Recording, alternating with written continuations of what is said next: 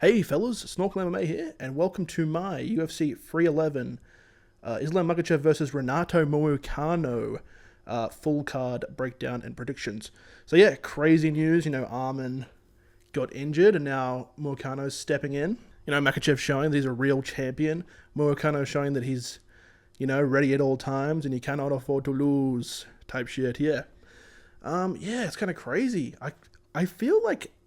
I watched the press conference yesterday, and I feel like Arman Tsarukyan was really shook by how many Armenians were in the crowd and how much pressure was on him. He looked shook to me, so I kind of think that maybe he was just scared to fight in LA. Maybe, I don't know, but I'm sure he actually injured his back. But I feel like maybe he could have fought through it, but he was a bit intimidated by him basically being the home team.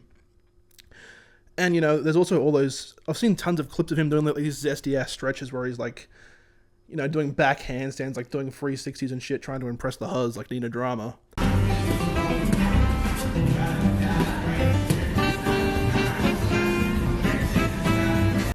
And, so he probably injured himself legit stretching, trying to impress some fucking MMA baddie.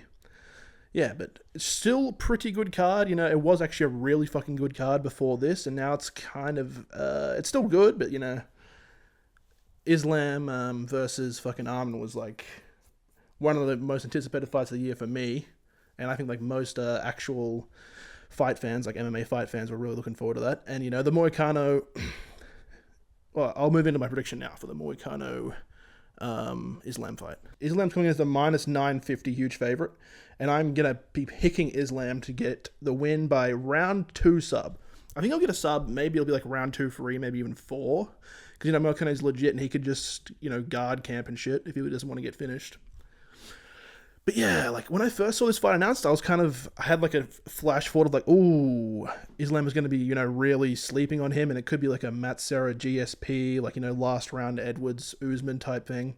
But when you think about it, those two upsets were pretty much a striker, a heavy. Well, Matt Serra was, in the case of Matt Serra, it was a heavy hitting striker, just kind of almost flash KOing, and then Usman got kind of flash KO'd. Well, he did get flash KO'd, legitimate flash KO'd by Edwards. But this isn't like that. Moicano is not a striker. He's a grappler. He can finish you on the ground for submissions or ground and pound, but he kind of grinds you out slowly. He doesn't really have the ability to flash KO people, so I don't see that happening. And if Islam's going to lose, he's going to have to make a series of mistakes. He's going to have to somehow get taken down, somehow get into a bad position, somehow not be able to reverse and get trapped and get submitted or get into a position where he can't defend shots. I just don't see it. Islam would have to just fuck up so much to lose. And, I don't see the upset happening. I think Islam is just going to outclass Moicano. I think Moicano might. The best I can see Moicano doing is Islam really sleeps on him when he comes out, and he just doesn't, Moicano just gets to a leg or something, gets a trip or something and trips him over and kind of embarrasses Islam, but then Islam will just lock in and just reverse the position. And when he reverses the position, he might even almost finish him, but I feel like Moicano might be able to, he's legit, he's legit on the ground, so he might be able to not get finished for the first round, but I think eventually Islam will just overpower him and get the sub. Okay, moving down to Merab Dvalishvili versus Umar Nurmagomedov. So Umar is actually coming as the -280 moderate favorite. I'm going to go the underdog pick here and go Merab by decision. So yeah, this is a very close fight. I could definitely see Umar outstriking him on the feet and also denying the takedown / taking Merab down, and I think there's going to be a decision either way. But I believe the way I see Umar winning is he outstrikes him on the feet half the round. Maybe he reverses a Merab takedown, takes him down, controls him. Does that for 5 rounds. But the way Merab wins, I think, is he wilts Umar eventually. Well, a big part of Umar's game is kicks, and kicks are not a good idea against, Merab, because you can just catch him and take him down. So that kind of negates the kicks a little bit. So I feel like if Umar's ever on the back foot and gets pressed against the cage, Merab's pressure might be a bit too much for him. I can see that. I don't think Umar has ever really fought someone the caliber of Merab. Grappling-wise, obviously Sandhagen's a better striker. But I think Sandhagen honestly should have won that, I think, but he was just so focused on the wrestling that Umar actually having some striking skill really threw him off, and he was just in defense mode, I feel like. Whereas Merab is always in I wouldn't even call it attack mode. I just call it like he's always in camp mode. Like he's always just trying to fucking camp out these decisions.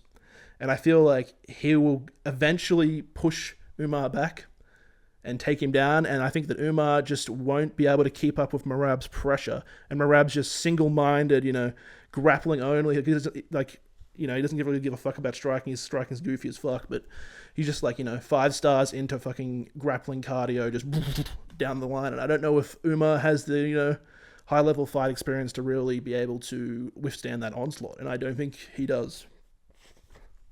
Honestly, I would just go the underdog either way here because I think it's super fight. Super close, but I was actually thinking that I think that people are really overrating Umar just because, he's only has one good win. Merab has almost the best fight record in bantamweight history, and yeah, I just think Merab being the underdog, almost 300 or minus 300 underdog, is kind of crazy, bro. I'm definitely putting money on Merab, and I just think that it's a good pick. For sure. Okay, moving down to Jiri Prochazka versus Jamahal Hill. Hill is coming in as a minus 135 slight favorite. I'm going to be going for the underdog again. I'm going to light underdog this time. This is just a pick, It's not really I'm not really picking it just because he's an underdog. I think that Jiri's going to win this shit, bro. And I'm going to go Jiri by KO round 2 or late round 2, early round 3, mid round 3 type thing. Now, I've flip-flopped on this a lot in my mind. Jiri's one of my favorite fighters. Definitely top 5, probably top 3. It's probably Whittaker, Sandhagen, and Jiri. So, Jiri's my fucking boy. I fucking love Jiri. And I'm very worried for him. I can see Hill winning this. I can really see Hill just catching him the end of round 1, the start of round 2, and just knocking Jiri out, bro. That's what my initial pick was, actually. I was really coping. I was like, no, I really want to pick Jiri, and I was just trying to figure a way to pick Jiri in my mind, and I don't know if I've just coped so hard that I think this is actually going to happen. But when you think about it, Jiri versus Ferreira 2, Jiri didn't get flash KO'd. He got knocked down, got back up, got knocked down again, then head kicked. So it's not like his chin's chopped, He still has a good chin. He didn't get flash KO'd. Now you could say, he gets KO'd again. Maybe now he's going to get flash KO, his chin's cracked, but we don't know that. We didn't see his chin get cracked. I think he still has a good chin, and I think he'll still be able to do what he always does, where he's taken a bit of a beating early, and then he just overwhelms the people with pressure and knocks them out. I think he'll do that to Hill. I think Hill will be absolutely piecing him the fuck up round 1. Round 2, and at the end of round 1, I think Jiri will push him against the fence, maybe take him down, get a bit of ground and pound off on Hill, but then the round will end, and you'll see Hill going back to the stool, and he'll be ooh, he looks a little bit tired. I think he'll come out round 2 and he'll be piecing Jiri up again, with jabs, good footwork, evasive footwork, circling. But then again, Jiri will just eventually wilt him down, get him against the fence, land some nasty clinch strikes, land some spinning shit, take him down, and either I don't think he'll submit him, but I think he'll either take him down, ground and pound him, or just kind of wilt him against the fence. Bro, look at Jiri's record. He has 26 TKOs or something. He has 22 in the first round. Jiri has still only ever lost to Ferreira in the light heavyweight. I think he had one other loss on Ryzen or some shit, but he's only ever lost to Jiri.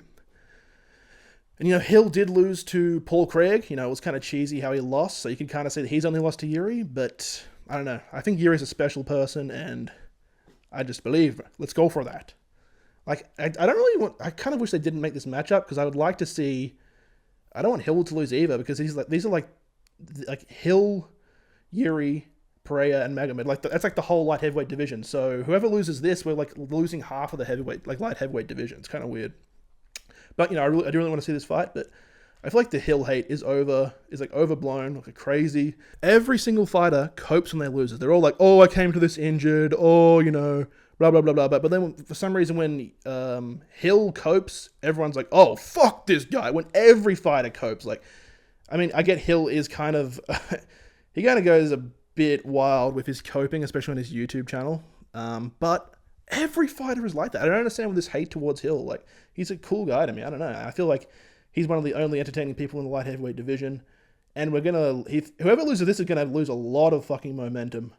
I think if Jiri loses this, he'll probably go down to middleweight, and I think Jamahal Hill will stick around light heavy. But I don't think Jamahal Hill loses to anyone but Jiri or Pereira or Magomed.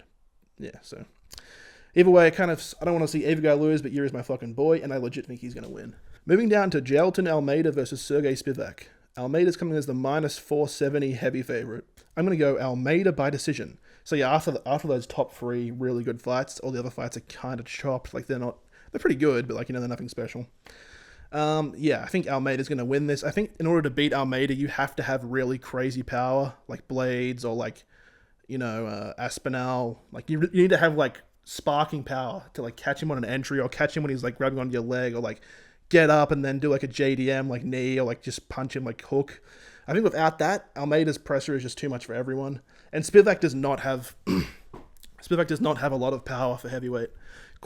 He's more of a wrestler himself, but more of just a pressure like ground and pound wrestler, as Almeida's kind of like a guard camp, look for subs if it's blatantly there, if not just guard camp, do no damage type of grappler. And that's just a better style of grappling for MMA, unfortunately. Like, it's pretty hard to counter that, and I think Spivac won't be able to. I don't think he has the tools to beat Almeida, but I don't think Almeida has the tools to beat Spivac by finish. I don't think he has the tools to actually sub him, because Spivac is solid. So I feel like, Almeida can only really sub bums, and Spivac is good, but he doesn't have the style to beat Almeida, I think. Bad matchup. Okay, moving down to Kevin Holland versus Reinier de Ridder. De Ridder is the minus 125 slight favorite, and I'm going to be picking him by submission round 2. Yeah, I think this is a bad... Oh, shit. I think this is a bad fight for Holland, bro. I feel like he should be at welterweight, and the fact that he's at middleweight versus a grappler, like, this is a recipe for disaster. I don't see how people are actually picking Holland. Like, bro can't even defend takedowns at welterweight. The only way he ever beats people at welterweight is if he knocks them out from his back, or, like, reverses people with darces. Like, he's really bad at defending takedowns, and he's not at his proper weight class, and De Ridder's big for the weight class, so yeah, I think De Ridder's going to take him down. I think Holland might have some good offense, like maybe he'll stuff a takedown for the first round, like the first bit of the first round, and be piecing him up, with like leg kicks, jabs, good footwork, but then, he'll eventually get pushed back and get taken down, and then once he gets taken down, I think he'll just switch off mentally, be like, fuck this, I don't give a fuck, bro, I don't give a fuck, that's his mentality. He's very, like, bad mental, like he's got a bad mentality. If he ever starts getting like embarrassed or like dominated, he just gives up mentally, and that's not good for René. That's not good against a grappler like René de Ridder. So yeah, I think that he'll get him down at the end of round 1, almost finish him, but he'll just survive, and then they'll be going back to the stools, and Holland will be doing Holland shit, being like, oh, crotch sniffer, talking shit. But René de Ridder seems like a chill guy. He won't get bothered by it.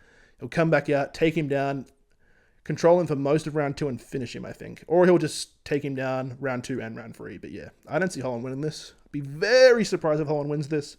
I think if he wins it, he either like reverses the very first takedown and subs De Ridder, which I don't see that happening, or he just straight up knocks De Ridder out early. Maybe. I could see that maybe happening. Maybe he catches him on an entry, or he just catches him with like a fucking hook, like a left hook really early or something. Yeah, I could see that happening, but I doubt it. I think it's much more likely De Ridder just kind of embarrasses Holland a little bit. Okay, moving down the card. This is the head prelim headliner. Payton Talbott versus Barcelos. I can't remember how to pronounce that. It's like Raoni or some shit. So Talbott is the minus 1150 huge favorite, and I am going to be going Talbott by KO round 2. I just want to start this off by saying I don't get why Talbott is still fighting unranked guys. I feel like when Cameron Simon was his best win by far, and I feel like after Cameron Simon, he should have just gone into competition. I feel like the Cameron Simon win was really big. That was like he's basically ranked. Like Cameron Simon was like almost ranked, and now he's going down in competition since that. I think he's kind of doing the Sean O'Malley strategy, where like he refuses to fight ranked fighters until he gets a bigger like contract. Like he'll only fight better people if he's getting paid accordingly, which respectable, honestly. I respect that. But yeah, if that's not the case, he's legit just accepting every fight, I don't understand why they are just slow balling him like this. It's kind of, I guess it's kind of good. You don't want to lose the hype, but also I just want to see him tested at this point. Because yeah, Barcelos was decent, bro. He had like a good streak when he first came in, but he's like 11 years older than Talbott now. And yeah, I think this is kind of a layup for Talbott. Yeah. I don't see how Barcelos can win it. I feel like round 1 might be close, but Talbott just has like such a power advantage and a technical advantage and an age advantage. Yeah, I just don't see how Barcelos wins this. I just feel like Round one, maybe it'll be close, but then Barcelos will start to like decline a little bit, getting pushed back, and Talbott will hit him with something.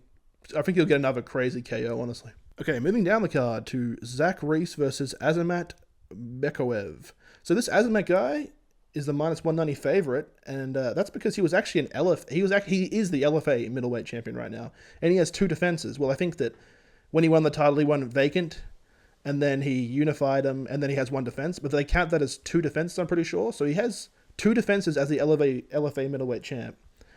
And yeah, I'm going to go on Azamat by decision. Like, Zach Reese is good, but, you know, he lost to Cody Brundage. Like, I know the way he lost was kind of cheesy, getting slammed, but still, that's a bad loss.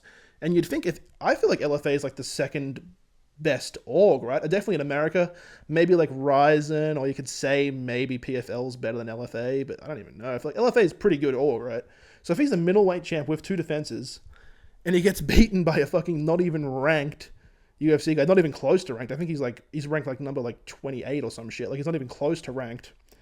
That just means that'd be crazy. But I feel like the Azamat guy does seem good, and I feel like he will win. But imagine if Zach Reese wins. That'd just be embarrassing for like every other org. And it would just show that the UFC skill gap is really big.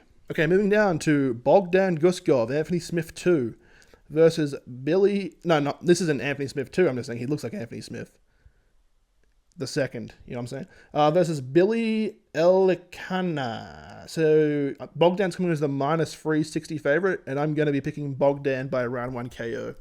This seems like a bit of a layup to me. This guy Bogdan's versing, this is his UFC debut, and he's lost in other orgs. Like, he's kind of like a split decision spammer as well, and he lost one. Yeah, he's got multiple split decisions in other orgs, like kind of like lower tier orgs, and, you know, one being a loss. And he doesn't really seem that dominant. Yeah, I feel like this is kind of a layup because, you know, Bogdan has some hype, and they just kind of want a good, like, flashy KO. Kind of seems like that to me. Moving down to Grant Dawson versus Diego Ferreira. Dawson is the -250 moderate favorite, and I'm going to be picking Dawson by decision. This is actually a pretty good fight, like a pretty high-level fight, but Ferreira is like 40 years old. He's like 10 years older than Dawson, because Dawson just turned 30, I'm pretty sure. Maybe not just, but he is 30. And yeah, I feel like Ferreira's striking is a little bit better, but Grant Dawson's like grappling, takedown pressure is much higher, plus the age advantage. Yeah, I think that Grant Dawson has this in the bag. I don't really see Ferreira winning this. I could see Dawson finishing him like late round 2, early round 3, just taking him down, getting a good mount position and finishing him like a really cool way like he did last time from ground and pound. But Ferreira is just really solid, so I think it's more likely to go to decision. Okay, moving down to Karol Rosa versus Ailin Perez. Rosa is the -250 moderate favorite, and I'm going to be going Rosa by decision. Yeah, a very close fight.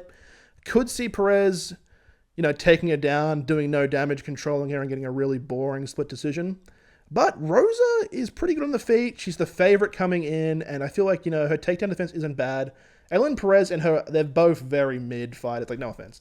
Like, you know, obviously, they probably beat the shit out of me. But in the grand scheme of things, they're very, you know, just very, like, jack-of-all-tradesy kind of fighters. Well, not really. That's what Karol Rosa is, but I think Ailin Perez's grappling is a little bit higher level than average, so that makes her a little bit lower than average strike and kind of, you know, equal out to Karol Rosa's kind of just like baseline everything.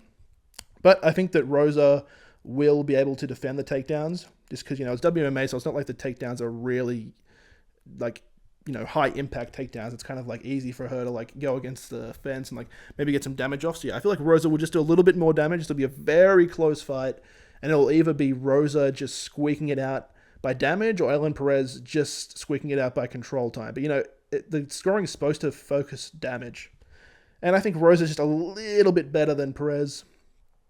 So yeah, I'm going to go Rosa, but, you know, I'm not confident on it. Okay, moving down to Reinier Nakamura versus Muin Gafarov. Nakamura's coming in as the -600, huge favorite. And I'm going to be going Nakamura by decision. This is a pretty close fight, to be honest. And Gafarov is actually a really good underdog pick if you want to just like do like an underdog parlay or some shit. I don't really do that. I just try and bet on one fight high up the card, because whenever I lose a bet, I want to keep betting, so I just kind of like to bet on the main event co-main.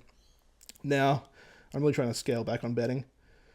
Yeah, very close fight. Gafarov's a very live underdog, but I feel like, yeah, Nakamura's just a little bit more solid, and I think he's going to get the win, you know. Like, Gafarov has a lot of losses, you know, and Nakamura's undefeated. Like, Gafarov has more experience, but Nakamura looks more clean, you know. I'm this very, very close fight. Minus 600 is crazy. Might actually put a little bit of money on Gafarov, maybe just like $2 or something, like $5. But yeah, I'm going to go Nakamura. Okay, moving down to Ricky Tercios versus Bernardo Sopaj. Sopaj is coming in as the minus 250 moderate favorite, and I'm going to be going Sopaj that decision. So Sopaj, I don't know if you guys remember, but he versed Vinicius Oliveira in that really fucking cool fight. I think it was like nominated for KO of the year or some shit. Really good fight. Sopaj was kind of fucking up round 1 and 2. And then Oliveira kind of got in his head, used his veteran experience to just kind of like scare him, it looked like almost. He got a really nasty KO against the fence. But that was almost a year ago, I believe. Yeah, but Sopaj has actually been trying to fight since then, but it's good that he took the time off after that devastating KO. He's really young as well. He looked really clean in the first 1 and 2 rounds. And I feel like Vinicius Oliveira is much better than Ricky Tercio. It's kind of crazy. Ricky Tercio actually won the Ultimate Fighter, and he's just been so mid since. Yeah, but he is a decent fighter, but I think Sopaj is like actually a special fighter, whereas, you know, Tercio he's also getting a little bit older now.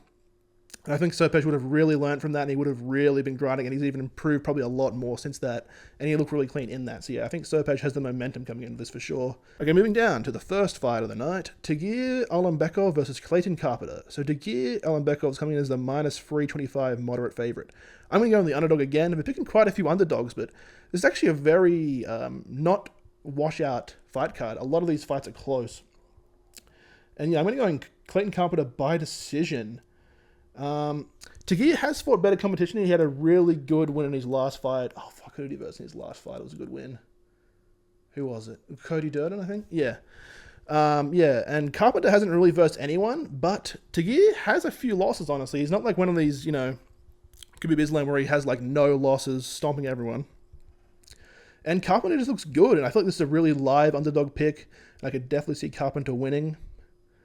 Yeah, I don't know, just very, very close, and I feel like the underdog pick is live for sure. This card looks good. You know, I'm looking forward to it. Like, I uploaded this super late, but honestly, last time I uploaded one day before, I actually got like a lot of views, so I might start uploading the day before the fight, because I feel like no one does that. Everyone always uploads at like really like the start of the week. But I've noticed when I upload at the start of the week, I'll get like some views, and then I'll just get no views after. So I might as well upload it right before the event. Like, you know, the views don't scale. It's not like I get, like, views over time. It's usually I get, like, views in the first 3 days and then nothing. So I might as well upload it the day before the event. That way it's the most hype possible. Yeah, I think that's the strat I'm going to go for. I'm going to go upload the day before the event, and then I'm going to upload the recap after the event. So I'm going to upload tomorrow night. Here in Australia, anyway.